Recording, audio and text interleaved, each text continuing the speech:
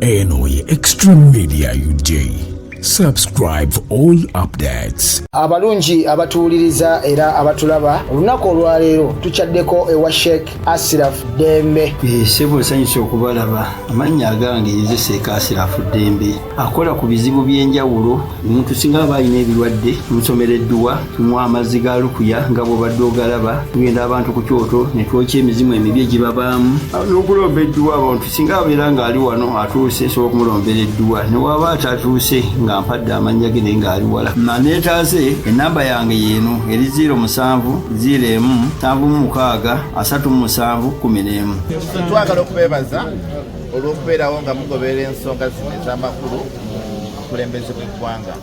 Olwaleero luno tubadde mu kkooti enkulu wano e Kampala nga tuzze okutandika okuwulira okujulira oba petition Honorable Mathias Walukaga gye yateekayo mu kkooti nnaku nga 3 emabega nga tuwakanya ensalawo ya Electoral Commission okumujja ku Kakonge mu bubaka bwa Busiro East Constituency.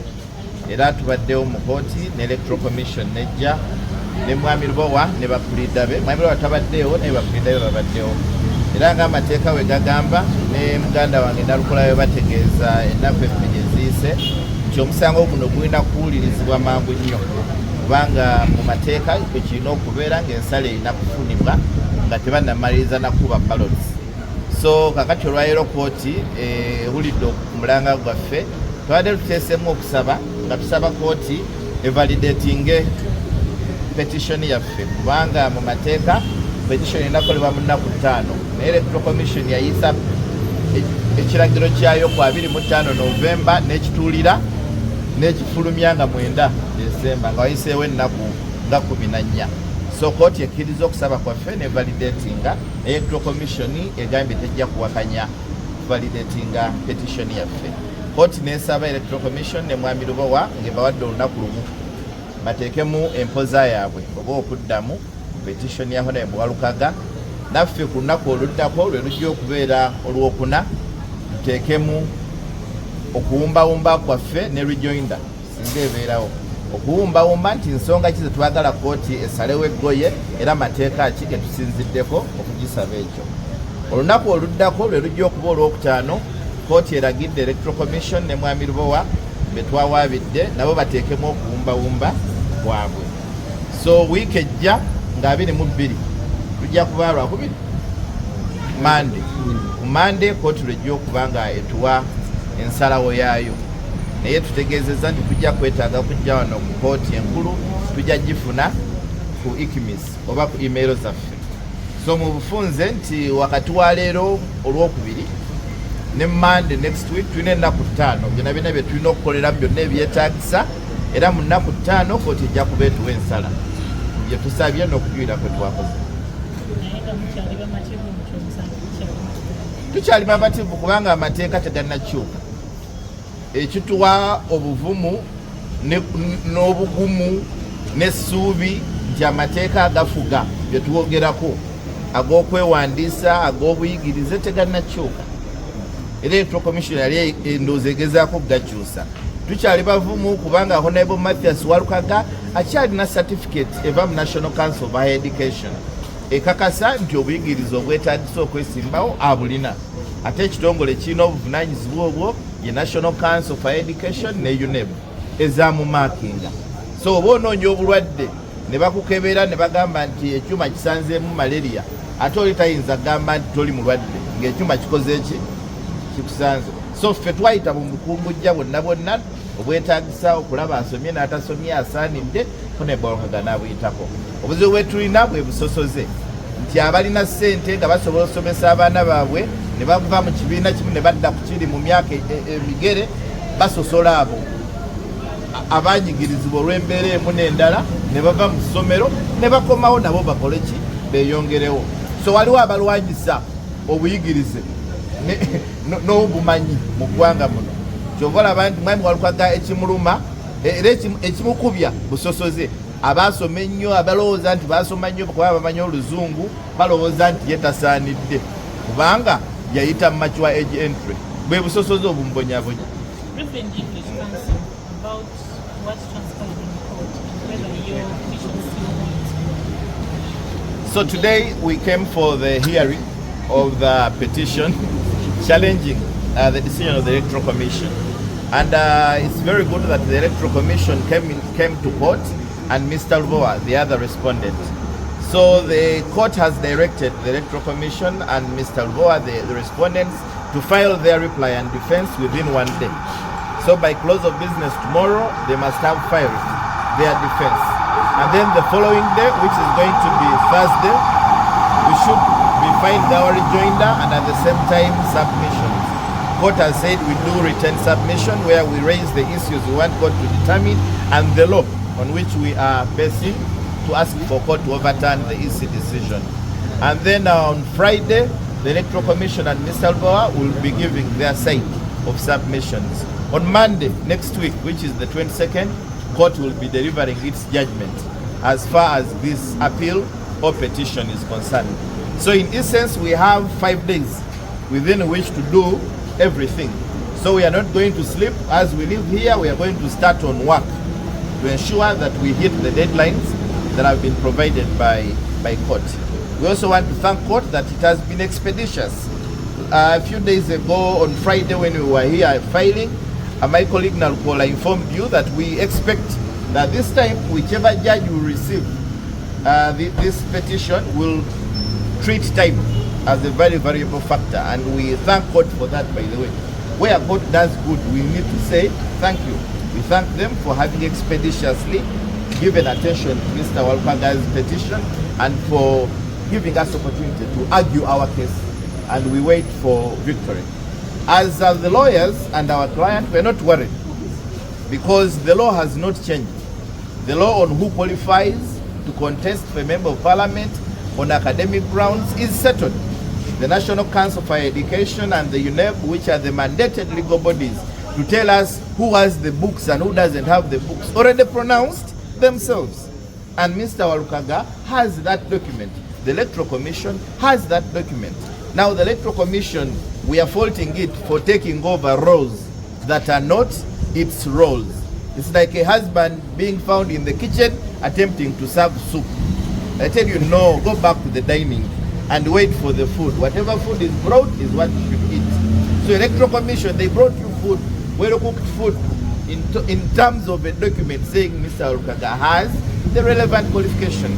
And finally, I think the problem we have is elitism and colonial mentalities, plus discrimination, where those who had the opportunity to study straight from nursery, others even conduct graduations after nursery. Then they go conduct graduations after P7, after senior 4, after senior 6, then they go to university. Now they think other people who are disadvantaged in life for so many reasons should not have an opportunity to share in the national cake. If Mr. Walukaga took the initiative after 25 years of life and struggling to go back to study such that he can also share on the national cake, then why are you chasing him away? Because you think an equivalent to a senior 6 is not enough. Who told you it's only Movit which works? There is Samona, there is the Baby Jerry, and all of them are Jerry's. And Mwana Mujimu. So whoever... Thank you, Council. So thank you very much.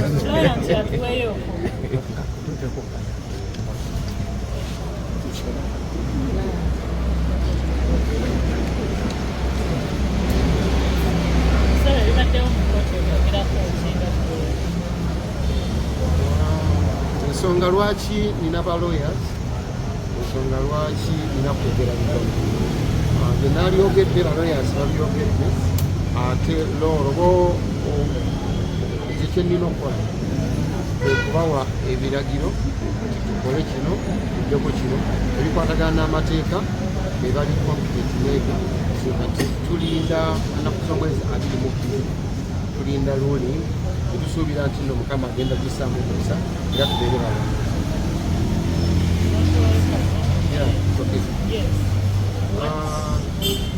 What I would say, it has been aired out by my lawyers.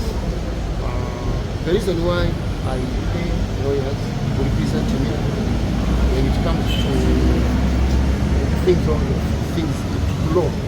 So I would have said much, but my lawyer has told me I instructed them to appeal shortly, and we are waiting for the ruling in the 20th sector. And we are very sure that we are going to be the winner. Kakwafu.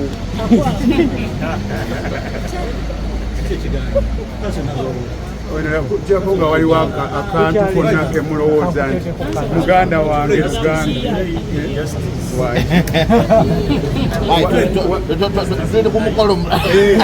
totabula bintu toleeta buti mu bbaala mwana gwe tebagenda kubawa budde bwanukula submission zaabo kyemukiraliikiridde nti kiyinza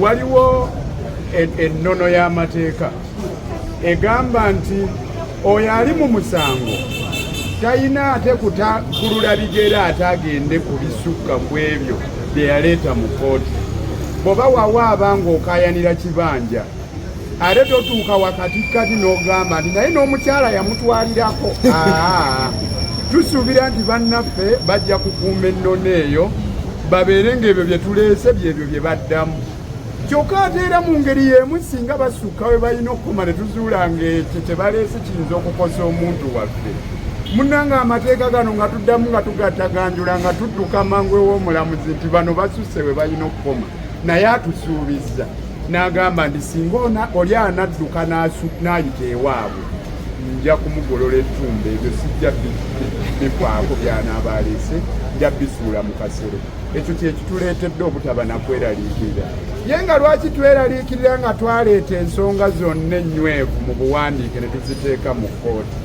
tusuubira nti omulamuzi oyo ajja kukola bwenkanya ng'era kaakano bw'abadde akoze bw'atandise okuwulira ensonga yaffe mu bwangu ekyo nakyo tukijaguze omanye abantu b'ensi eno baagala nnyo okutereka essanyu lyabwe mbu banaajaguza oluvannyuma so nga ate buli lunaku lw'oliwo ng'oli mulamu jaguza ekyo ky'oba otuuseeko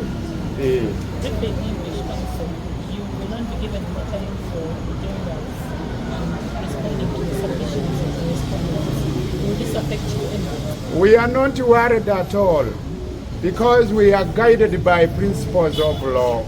One of such principles is to the effect that a party is not allowed to go beyond the pleadings on court record. So I believe our colleagues, our land friends for the respondents will not cross the bar. They will be within. The pleadings will be on the record, and that the pleadings on the record which will guide us in the course of making our submissions. Bebyo banange mwebale.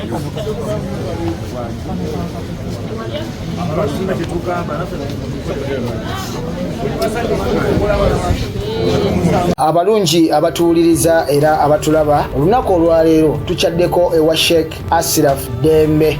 Ssebo nsanyusa okubalaba. Amannya agange ye Sheikh Asiraf Dembe akola ku bizibu by'enjawulo. Omuntu singa aba alina ebirwadde tumusomereddwa, tumuwa amazzi ga lukuya nga bw'obadde ogalaba, tugenda abantu ku kyoto ne twokya emizimu emibi egibabaamu n'okulomba edduwa. Abantu singa abeera ng'ali wano atuuse nsobola okumulombeera edduwa, ne waba atatuuse nga mpadde amannya ge naye ng'ali wala. Neetaase ennamba yange yeeno eri 0701763711. Nammwe bannyinaffe abali ebweru oyagala okuba nti oyagala okulombera ku dduwa ng'olina ebizibu, viza zibuze, amaka gakolongotana, sente zikola zimpita mu ngalo, ojja kumpeereza ekifaananyi kyo n'amannya go, ebyo byokka bijja kummala. Nja kukulombera edduwa, ojja kutereera. Olunaku olusembayo mu mwezi mba n'edduwa ey'awamu ffenna n'abalwadde bange abakadde n'abapya. Salaamu alaikum warahmatullahi wabarakatuh.